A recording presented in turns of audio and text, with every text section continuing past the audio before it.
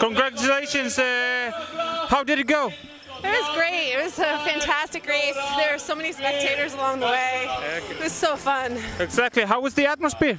The atmosphere, it was fantastic. There were so many people cheering and kids out, and yeah, it was great crowd support and really well marked, and it was awesome. How does this race, Reykjavik Marathon, compare to other big races you're taking part? Well, it's just different. This is the first international race I've done, so a lot of my races have been in the U.S. and U.S. marathon, so I've never done a half or a marathon anywhere else. So it's pretty spectacular. It's I don't know if I can compare it to the U.S. It's really exciting. So yeah. So you think you will be back next year? Love to be. We're already planning our next trip back, so that would be great. I'd love to. Congratulations. Thank you so much.